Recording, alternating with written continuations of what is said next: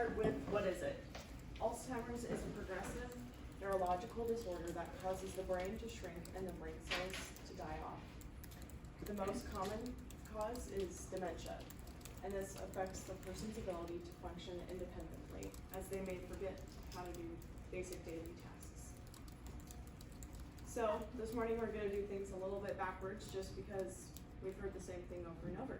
So my public service announcement is confronting the myths about Alzheimer's.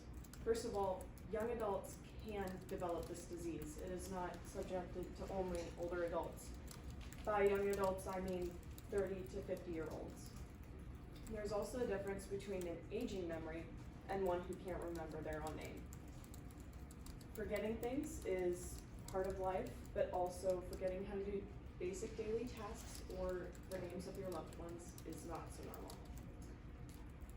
And Alzheimer's disease is a fatal disease. When diagnosed, you're typically given a set amount of time that you could remember things, but then after that, once you stop being able to move on your own, it kind of traps you in a shell within your own body. And no, silver dental fillings cannot raise or lower the increase of getting this disease. So, prognosis and follow-up. For the family, you can help them cope by being willing to listen and provide support while encouraging them to live every day of their life like it's their last. Do your best to help retain their dignity and self-respect, as this is really important when an adult experiences the loss of freedom and even basic ability to do the simplest things, such as going to the bathroom on their own. It's also important to have a calm and stable home environment to help avoid behavioral issues such as acting out, aggression, or even furthering their forgetfulness. If a patient gets set up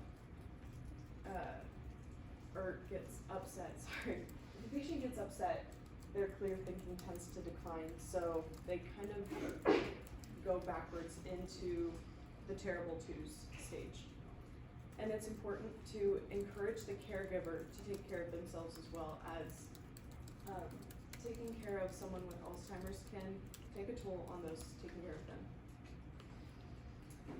Treatments. There's no cure for this, but there are multiple different supplements that you can take to help control the symptoms, and also just a couple vitamins and such to just help keep their health healthy.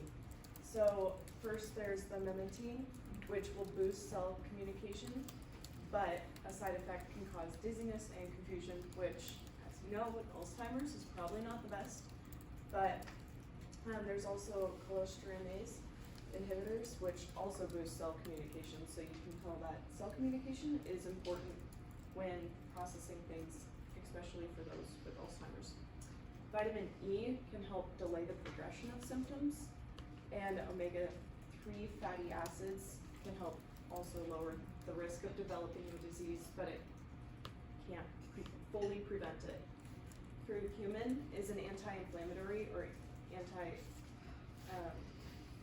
antioxidant, so it can help the inflammation within the brain, and it can help the chemical process of Alzheimer's and help lower the risk of the symptoms.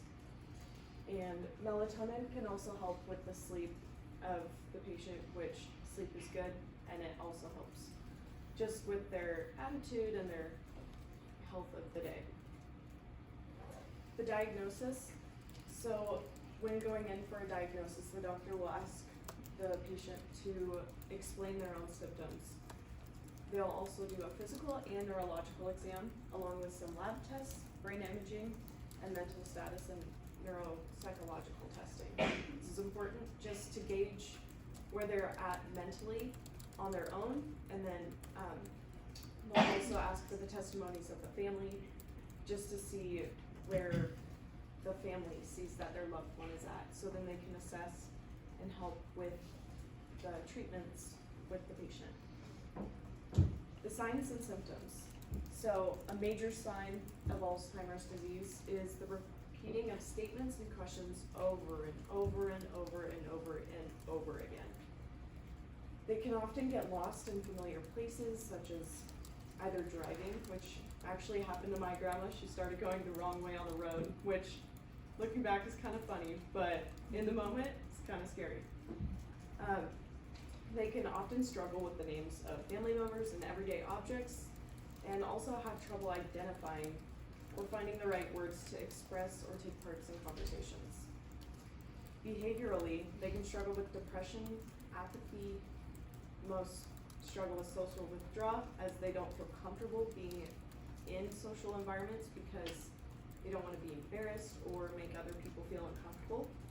There's also mood swings, irritability and aggressiveness, delusions, and often most patients have the delusion that something of theirs has been stolen, so they can either act out on their caregivers or even their own family members.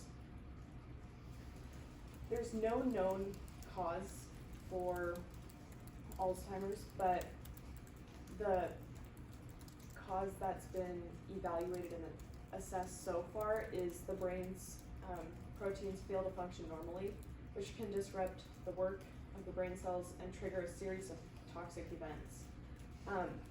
But less than 1% of Alzheimer's cases are actually caused by genetic changes.